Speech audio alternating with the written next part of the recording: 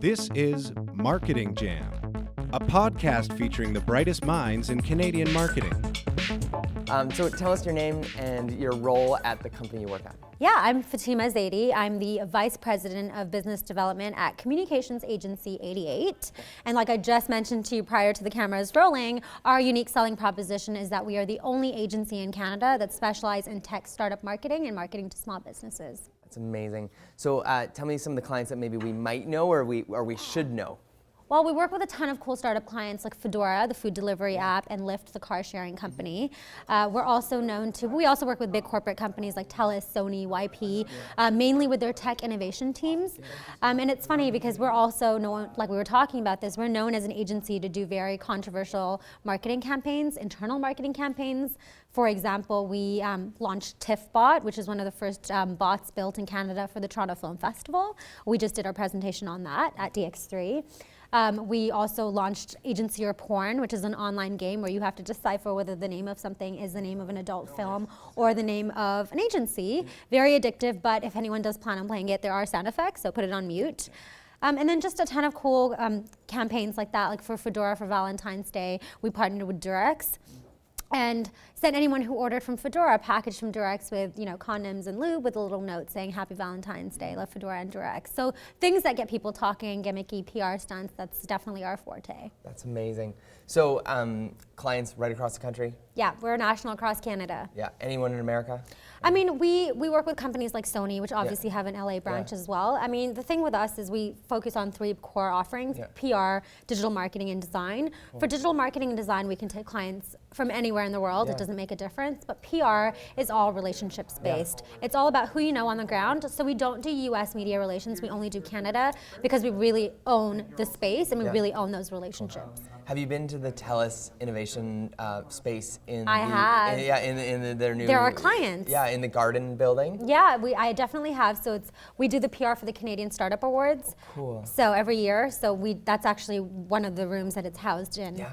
Yeah. And the doors all have screens, and the robot is. Cool. What's that robot's? Remember the robot's name? Yeah, I know. I don't remember the name, but were you there for the elevator pitch? No, but I heard. It was in an elevator. Okay. They built an elevator to do an elevator pitch. That's so very cool. Yeah. That's amazing. So it is the year 2018. Mm-hmm. What are you seeing kind of coming down the pipes for? We're in March already, but what do you think is going to happen the rest of the year when it comes to like voice search or PR? What are some of the trends that you think are emerging? I think the three biggest trends that I'm seeing, obviously the first is anything in chatbots, machine learning, AI, tech innovation.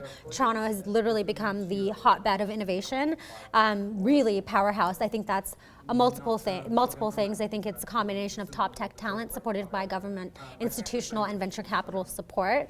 So that's definitely one big category. I see cannabis is another huge category, obviously, thanks to all the changing laws. And I would say the third would be anything crypto, Bitcoin, in that space. So those three areas I think are really emerging. I'm most excited about the tech innovation scene in Toronto, just based off of the space that I'm in and the work that we do. But cannabis is another one that we're really excited about, and we've started taking on a lot of cannabis clients. Cool. And being that you're in the tech world and you're also a fashion designer as well. I used to be in a former life. Yeah, Yes, I built a fashion company from the ground up, and then we're technically sort of danced between fashion and tech. We were an e-commerce company, and a lot of, we did a lot of tech work as well. So in that, tell me maybe 5 of your most loved apps or apps that you can't live without that you use on the daily. Oh, you're gonna hate this answer, but it's like HQ Trivia. Every day or off. Have you heard of the app HQ Trivia? No. It's basically a pool of people around the world who get together at 3 p.m. and 9 p.m. and play HQ Trivia together, and there's a pool of money that you can win. Like for real? Like real money that you can actually win. So it's not just trivia crack? No. Okay. So I actually have a coworker, so we play as an office every day at 3 o'clock and at 9 o'clock, and it's a bonding experience because weekends, no matter where we are, we all have different schedules, we all log in and play HQ Trivia. And one of my colleague, her friend won like a big pool of money. So it definitely works. Okay. So I haven't won yet, so that's great. one. I would say anything to do, and it's funny, my presentation right now talked about the decline of native mobile apps. So I'm not a huge app user. I'm more into like bots. No, of course. But what apps do you use that you think would be? Online banking, social networks, Headspace, Candy Crush. Okay. All of those. Headspace? And tell me why you use Headspace. Well, I mean, it's just crazy, like being an entrepreneur, being someone who's in that space, it's just crazy hours, and I think being mindful is really important, and I use Headspace to sort of, take a few minutes in the day to really check out, go into Zen, not think about anything, my mind being blank, and refocus and recenter, and I find Headspace is awesome for that because it's literally a tech app that you can pretty much plug into anywhere in the world. And then I love CRM, and this sounds really geeky, but I'm in sales, so I love CRM tool apps. So like Nimble or Salesforce or HubSpot, because I love being able to have a lead that comes in anytime during the day and then quickly being able to pull out my app and just enter it and know that I can, connect back to that lead in the future without forgetting about it, which is usually what happens if people aren't on apps. Yeah. And social networking apps, you mentioned your favorite one, Facebook, Snapchat. Oh, it's a tough one. I love Facebook because Instagram. of Messenger, because all the bots are housed on Messenger. So that would be like a big one for me. Twitter, again, LinkedIn is usually for like work use, so great for prospecting if you're in sales. So LinkedIn is actually, I think, the #1 platform that people use. 67% of sales reps use LinkedIn to scout who they're going to be reaching out to. So very useful in the world of sales, and I am a premium LinkedIn user. So that's awesome. What about Instagram? Are you an Instagram user? I am. I'm on Instagram, but it's really photos of me drinking wine in the county on weekends and like very personal. Yeah, it's personal stuff, but it's not open to the public. But yeah, I am on Instagram and I love it. Okay. What do you think about voice search with Alexa and Google Home coming out and Siri? Yeah. Where do you think that's headed? I think it's literally the future. If you think about all of these products that are coming out, like Alexa and Siri and Google Now and Nest, all of these products that are coming out, I think it's literally the future. I mean, I think it's incredible to see how far Toronto has come in terms of like the tech scene. And really, it's just such a hotbed of innovation. And I think that we're really so comparable with our neighbors. And people always talk about the US tech scene, but I'm like, well, we can get cheaper talent here, cheaper tech talent here, hire cheaper developers. So when you're doing voiceovers, it's so expensive to hire developers to take care of that. So it's a lot cheaper to do that here than say the Valley. And then also the amount of support we get from our governments. If you think of tax programs like SHRED and IRAP, where they literally will cover your salaries for developers, I think there's just so much support here from the government that I think that Toronto is going to just keep emerging when it comes to smart assistants in that space. That's awesome.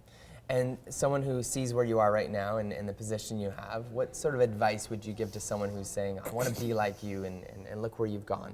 What are some tips you would give this person? I feel like I have so much further to go. So that question to me is just sometimes such an oxymoron because it's all relativity and perspective. But 100% I think that you create your own opportunities in life. And my biggest thing has been say yes to everything. Everything and anything that you think that you can't do, say yes and then figure it out later. And I find that whenever you say yes to opportunities, they snowball into other opportunities. So I can think of so many examples in my life where I'm like, oh, I don't know how to do this, figured it out, and then that opportunity has led to an even bigger opportunity. So that really is my philosophy in life. It's like, say yes. And did you see the Jim Carrey movie? Yes, which Man? one? Yeah, no, I haven't seen they it. They made a movie about that. How is it? He was forced to say yes to everything, and it's just the adventures that happen, Jim Carrey style. That's amazing. I did actually have never even, I need to actually watch this. That's so funny. But it sounds like something that would really align with my motto in life. And I guess the second one would really be, as much as you put yourself out there, also try to be resilient and just bounce back. In sales, I feel a lot of fear of rejection, and you get a lot of no's. You're going to get a lot more no's than yeses, and I think you can't take that rejection personally. Instead, you should always approach everything analytically and work your way backwards. Okay.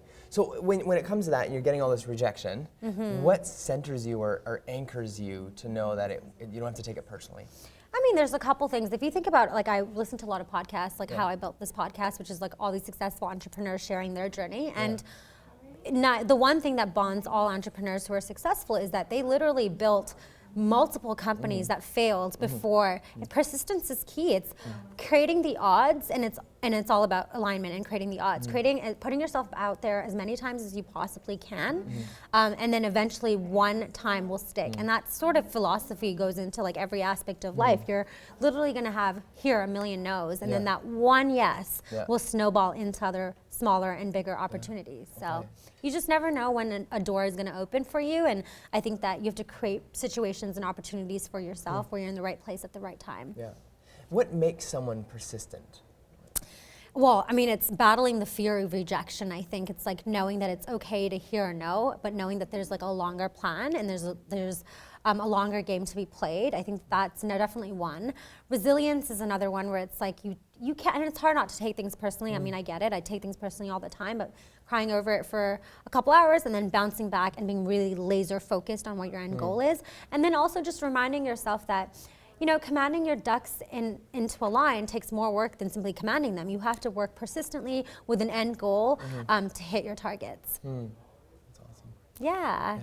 And any books or magazines that you recommend? There's so many. Well, as a salesperson, I really, I love this book called Built to Sell. If you're ever looking to scale a company, I think that would be a really great example of something. I love reading magazines like Strategy, Fast Company, Inc., Ad Age, Ad Week, anything in the tech and marketing. Wired is amazing. Anything Beta Kit for Toronto, anything that's in the tech and marketing space, DigiDay. I find that they cover such a wide spectrum of what's happening in North America. For Canadian publications, I love TechCrunch is more US focused, but I love Beta Kit just because it's very local, and it's, as much as I love reading some of the larger publications, I think that sometimes we lose sight of what's happening in our own community. Like Strategy Magazine. Exactly. And Brunico, I just saw they're a couple blocks from where we are right now. They're amazing, So Strategy Magazine is like the go-to magazine for all agencies. All marketing agencies, it's like the movers and shakers are in there, what's happening, what's hot, what's trending, everything related to agencies are in Strategy. Are they here at DX3? Actually, they should be. I mean, this is Canada's largest marketing conference. They should be here. I'm pretty sure almost all publications are here. Okay, cool. Yeah. Awesome. So, podcasts that you're listening to? Well, I listen to many. So how I built this podcast is a bunch of entrepreneurs that share their success stories. But it's funny because I love that podcast because it focuses more on their failures, which is really uplifting and motivating for people who are struggling to make it. So that's a really big one for me. I love murder mystery podcasts, like Serial. Yes, everyone's heard Serial. So Criminal, Serial, like Annie Broadchurch, Sword and Scale. There's so many out there that I'm interested in, but I would say that podcast is my new thing. That's really cool. So I've met Erin from your office. Yes, Erin is amazing. Huge shout out to Erin. Yeah, she's awesome. Is she here at DX3? She's going to be coming in later. She's actually she's one of the judges for the PayPal competition. Oh, awesome. Yeah, so she's going to be coming in later. She's been traveling all week because it's conference season, and she's been speaking everywhere. As usual, you know, Erin, she's out and about everywhere. But yeah, she's a managing director of 88, and she has built 88 from the ground up in the last 4 years and done a phenomenal job. And she's definitely one of those keystone people, those movers and shakers in the tech industry, and she's really helped shape a lot of the landscape here.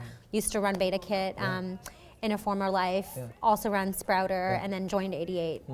So being 88, what I've noticed about you and Erin and now you guys are so generous with coming to interviews like this and going to events, and what's giving you that posture and that philosophy to be so generous? Thank you, I really appreciate it. Well, I think for us, Erin and I, it's just as much about giving as it is about learning, and we learn. So we always talk about this all the time. We learn so much about being out in the community, and we always get people asking us, how do you either know so many people, or when Marketing Magazine released my 30 under 30 list, they were like, how have you closed 300 partnerships? And I always say, through one handshake at a time, by attending networking events. I find networking has been a catalyst to my career, and offline tactics have the power of forming stronger relationships. So 100% we get as much value out of giving back to the community, and it comes back 360. We've built a brand for ourselves around that, and I think that it's worked really well for both of us. Wow.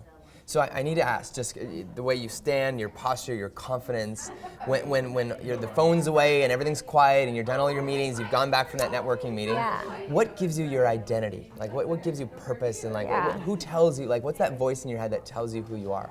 Interesting. That's actually a really good question. I have never been asked this before, but I love this question. I'm actually not from Canada. I was born and raised in the Middle East in this small country called Oman. And I moved here a few years ago, I would say back in 2008. And I very much don't identify with one particular place or country in the world.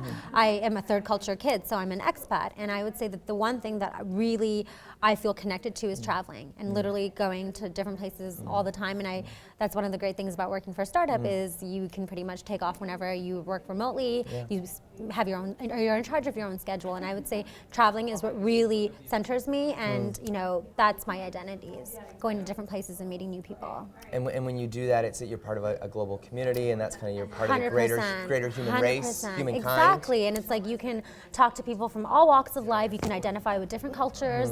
I'm a very passionate diver, so I do a lot of diving trips and meet a lot of cool people through that avenue. So yeah, it's really been connected to the world in like a larger sense. Awesome. Well, thanks for being here. Yeah, thank you for having me. Really appreciate it. Thank you.